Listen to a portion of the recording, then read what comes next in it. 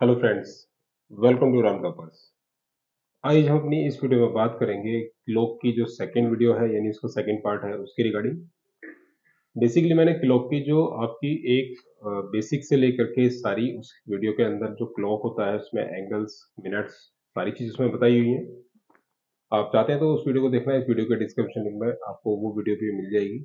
बाकी आज हम इस वीडियो के अंदर जो आपके कंपटीशन के अंदर, चाहे आप यूपी पुलिस का एग्जाम या फिर एसएससी या सीपीओ या रेलवे के एग्जाम्स या फिर कोई भी आप नॉर्मल ग्रेजुएशन का एंट्रेंस एग्जाम देते हैं तो उसमें ये आपके क्वेश्चंस कुछ मिल जाते हैं।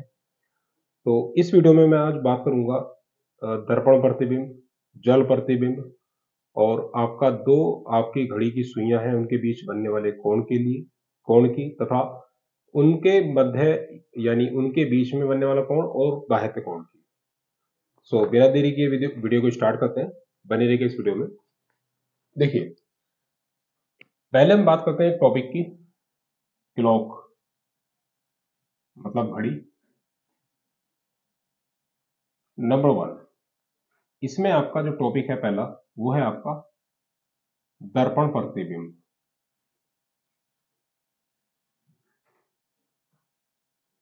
दर्पण प्रतिबिंब को इंग्लिश में मिरर इमेज भी बोल देंगे। मिरर इमेज इसमें होता क्या है, देखिए, जैसे मान लीजिए आपके पास में कोई भी एक क्वेश्चन है, उस क्वेश्चन के अंदर आपको जैसे ये घड़ी है इस टाइप से बना के दिया जाता है। ये थोड़ा सा रफ बन गया है, मैं दोबारा से बना देता हूँ। ये एक हमारी एक नॉर्मल घड़ी है। जैसे मान लीजिए इसमें आपके दो टाइप्स होते हैं जी। पहला होता है एक तो आपका लंबवत दर्पण हो, लंबवत दर्पण अगर रखा जाए, लंबवत का मतलब होता है इस तरीके से, राइट। जैसे मान लीजिए कोई भी समय आपसे ये दिया जाएगा इधर का, तो आप इधर का मतलब एक काइंड ऑफ इस तरीके से मिरर इमेज को रख करके उसकी इमेज बता सकते हैं। एक होता है आपका क्षैतिज। तो इसमें दो तरीके के क्वेश्चन आते हैं आपके क्षैतिज दर्पण, मतलब घड़ी के ऊपर जो भी हो दर्पण आपका इस तरीके से रखा जाएगा। इधर आपका कोई भी टाइमिंग है तो आपको इधर से देख के बताना पड़ेगा उसकी इमेज क्या होगी। पहले मैं बात करता हूं लंबवत दर्पण की। लंबवत दर्पण जैसे मान लीजिए एग्जांपल के तौर पे अगर आपसे कहा जाए कि यदि घड़ी के अंदर 3 बजे हैं, यदि किसी घड़ी में 3 बजे हैं, तब इसका दर्पण प्रतिबिंब क्या होगा।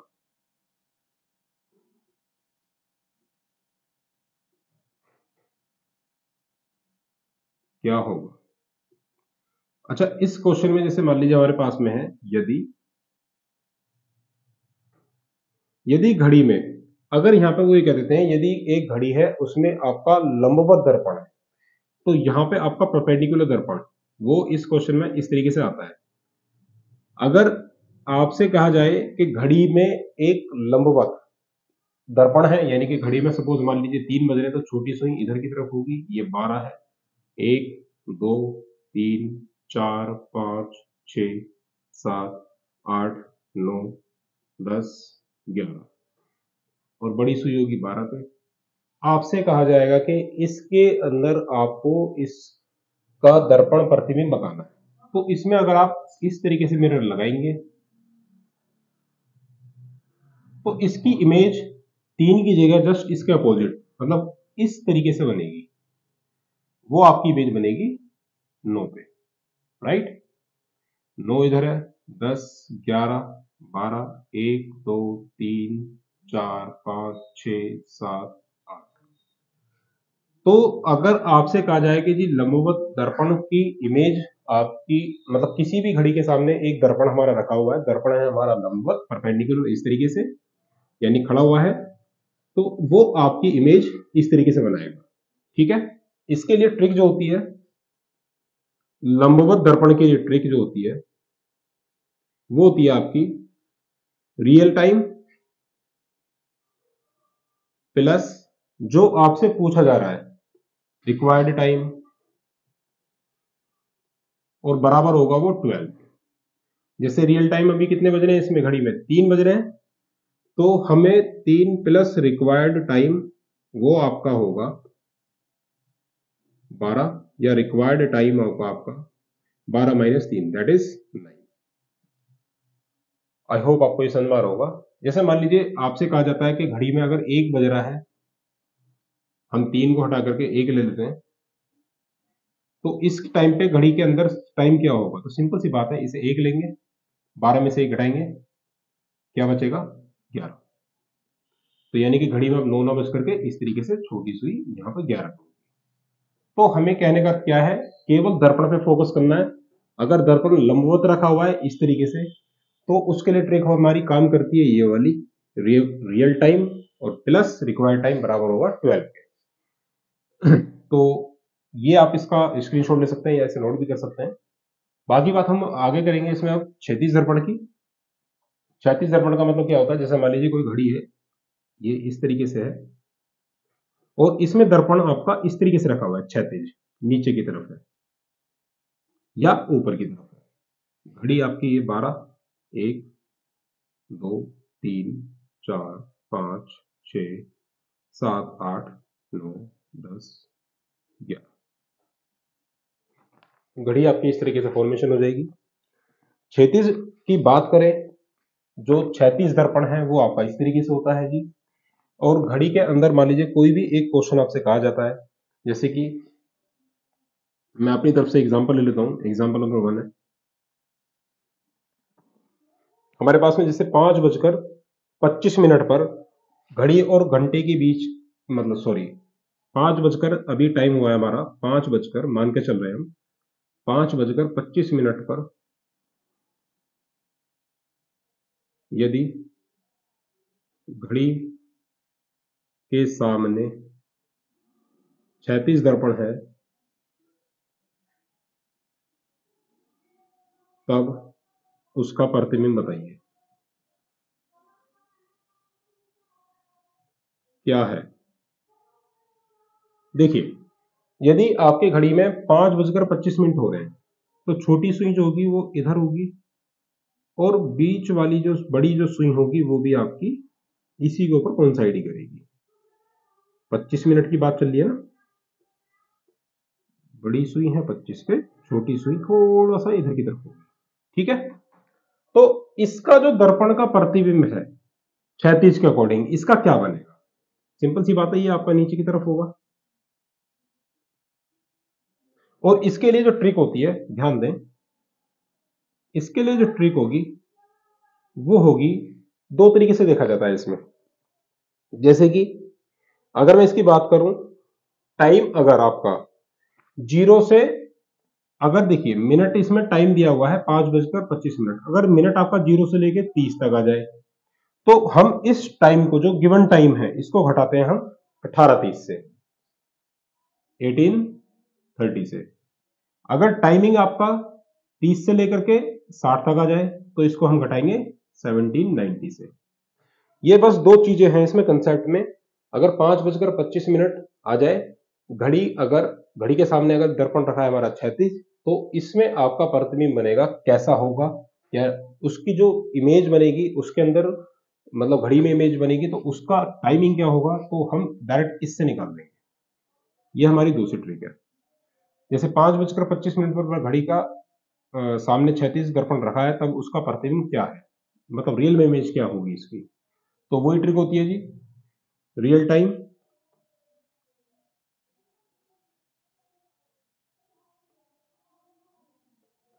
मतलब इसके लिए ट्रिक आप इसमें से घटा सकते हैं डायरेक्ट। रियल टाइम जो है हमारा इसमें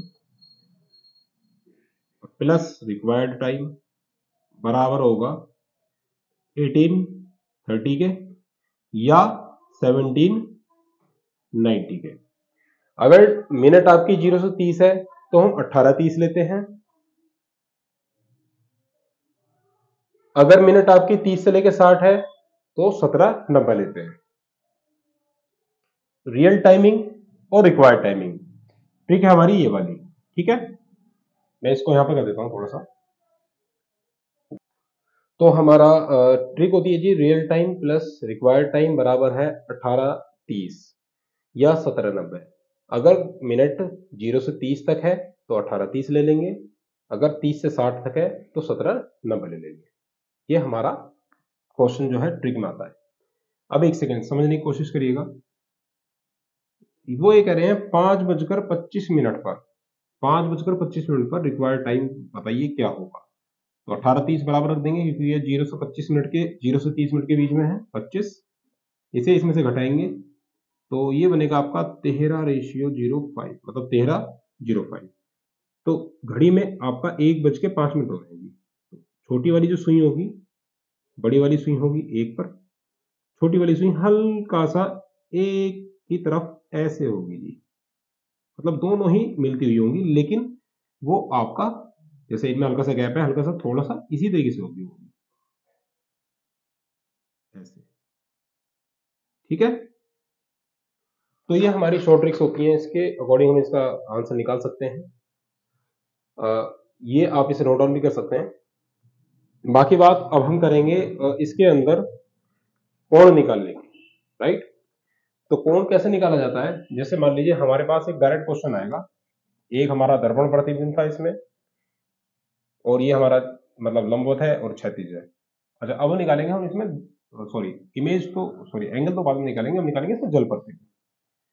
जल प्रतिबिंब में होता क्या है, देखिए थोड़ा सा समझने की बात है। जो आपका दर्पण प्रतिबिंब होता है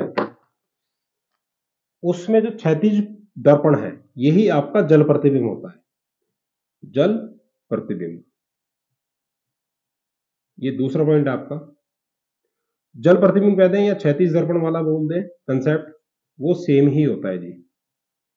क्योंकि आपका जो पानी होता है किसी भी तालाब में किसी भी पॉइंट पे इस तरीके से होता है।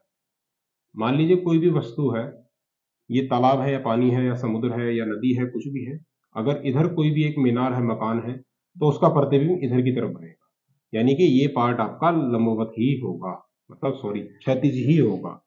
मतलब इसके अंदर मिरर जो होता है वो आपका क्षैतिज ही रखा जाता है। तो जल प्रतिबिंब की बात करें या क्षैतिज दर्पण की बात करें, इनका कंसेप्ट दोनों का सेम ही होता है। मैं इसका आपका दूसरे क्वेश्चन से लेके एक बार एक एग्जांपल और समझा देता हूं जी। 7:40 की बात करें, जैसे 7:40 पर अगर हमसे कहा जा रहा है कि 7:40 पर यदि घड़ी के सामने क्षैतिज दर्पण रखा है तो उसका प्रतिबिंब क्या होगा, या फिर 7:40 पर 7:40 पर उसका जल प्रतिबिंब क्या होगा। घड़ी को हटा करके सीधा दर्पण प्रतिबिंब की बात करें, जल प्रतिबिंब, सॉरी जल प्रतिबिंब क्या होगा। तो वही ट्रिक होती है हमारे पास में, 0 से 30 होता है तो 18:30 ले लेते हैं, 30 से 60 है तो 17:90 लेंगे। Real time plus required time बराबर होगा 18:30 या 17:90। यहाँ पर हमारा 7:40 है, मिनट 40 से 30 से अधिक आ रही है, तो ट्रिक लगेगी real time plus required time बराबर 17:90। तो real time plus required time equals to 1790। तो ये 7:40 आ गया। 7:40 को ऐसे लिखा जाता है, बराबर आएगा 1790। रिक्वायर्ड टाइम बराबर ये आपका 17:90 माइनस होगा 7:40। 7:40 इसमें से घटा देंगे आप, तो 7:40, 7:40 और प्लस रिक्वायर्ड टाइम बराबर होगा 17:90। रिक्वायर्ड टाइम बराबर हो जाएगा 17:90 माइनस 7:40, मतलब जो आपका टाइमिंग है वो 90 में से 40 गया 50, 17 में से 7 गया 10। अब एक सेकेंड, जो 7:40 है, 7:40 कहां पर बजेंगे, देखिए 7 जब बजेंगे तो छोटी जो सुई होगी वो आपकी इधर की तरफ होगी, और 40 मिनट, 30 यहां पर होता है, 35-40 बड़ी सुई इधर की तरफ होगी, क्योंकि ये आपकी इधर की तरफ भी बढ़ेगी। छोटी वाली सुई 7 से थोड़ा सा ऐसे चल देगी, क्योंकि ये 8 पे आने के लिए रेडी रहती है।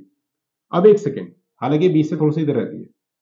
इसका अगर आप जल प्रतिबिंब निकालेंगे तो क्या बना है, 10:50, 10, ये 10 है आपका, 2 3 4 5 6 7 8 9,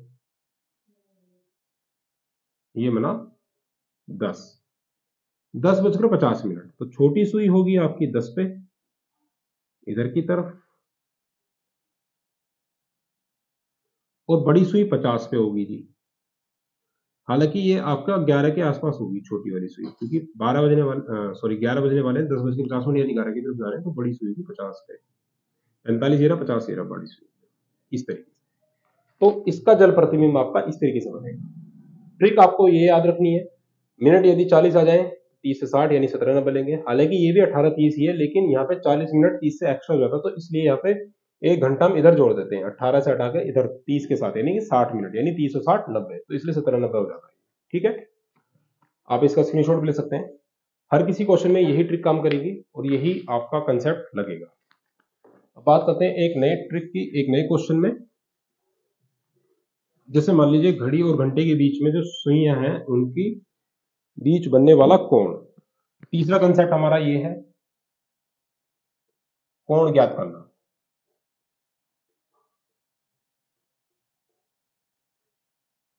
इसमें आपका सिंपल क्वेश्चंस होते हैं। जैसे मान लीजिए हमारे पास आ जाए क्वेश्चन, 3:40 पर घड़ी की घंटे और मिनट वाली सुई के बीच में क्या कोण होगा। क्वेश्चन डायरेक्ट आ जाएगा, 3:40 पर घड़ी की घंटे व मिनट की सुई के बीच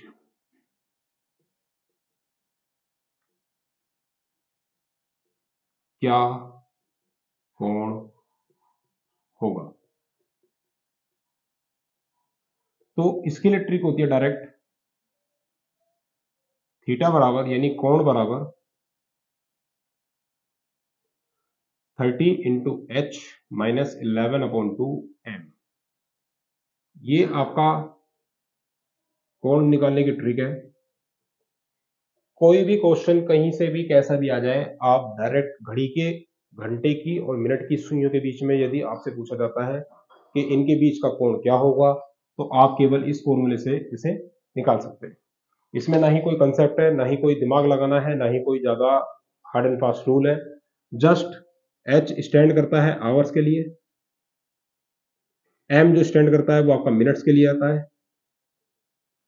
यहां पर आवर है 3, मिनट्स है आपके 40, रख दीजिए इसमें 30 into 3 minus 11/2 into M, 90 minus 20, 11 2 22। ठीक है, 220 में से 90 घटेंगे, माइनस 0 3 1 130, 130 डिग्री। इसमें माइनस का प्लस का कोई कंसेप्ट नहीं है, डायरेक्ट हम सिंपल देखेंगे कि जो आपका एंगल बनना है 130 डिग्री, ये घड़ी के घंटे और मिनट के सुइयों के बीच में आएगा। इसके अलावा अच्छा, इसमें माइनस से कोई रोल नहीं है, ना ही कोई इससे इंपैक्ट पड़ेगा। इसके अलावा अगर मान लीजिए कोई एक दूसरा क्वेश्चन आ जाए, यहां पे बता देता हूं मैं आपको। जैसे मान लीजिए क्वेश्चन हमारा 2 है, 7 बजे, 7 बजे या 3 बजे कह देंगे, या 4 बजे, मान लीजिए 4 बजे घड़ी की सुइयों के बीच कोण बताइए। बीच कोण बताइए। तो ट्रिक होगी इसकी सॉल्यूशन में, थीटा बराबर 30 इंटू एच माइनस 11/2 m।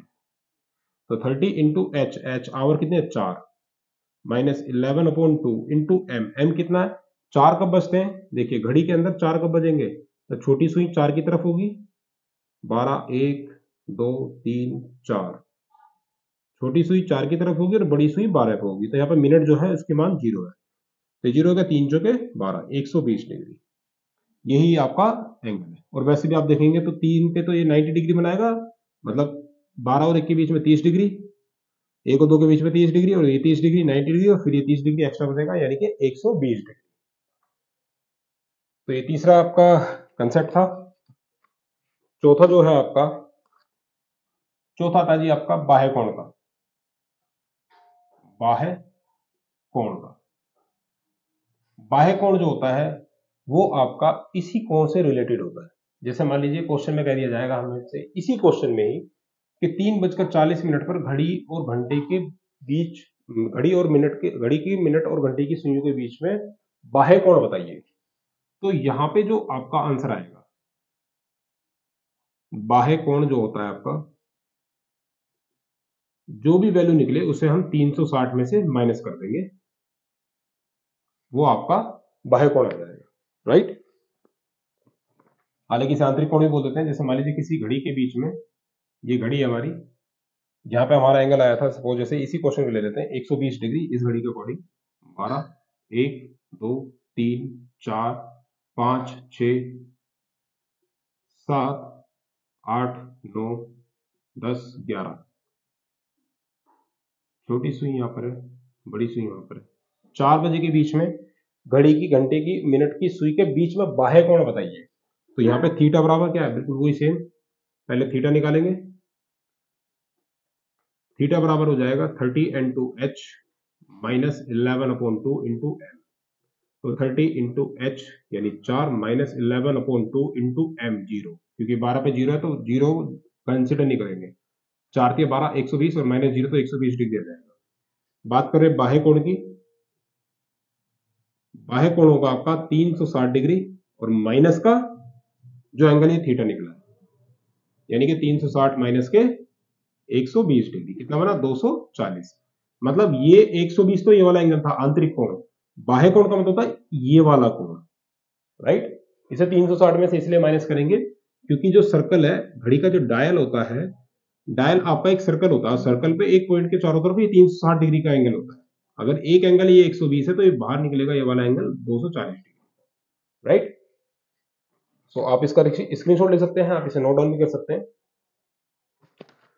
सो फिलहाल आप फ्रेंड्स, इस वीडियो में फिलहाल इतना ही। आई होप आपने इस वीडियो से कुछ ना कुछ सीखा होगा। अगर ये वीडियो आपको अच्छी लगी तो इस वीडियो को लाइक करिएगा, शेयर करिएगा अपने फ्रेंड्स के साथ में जो आपकी कंपटीशन की तैयारी कर रहे हैं।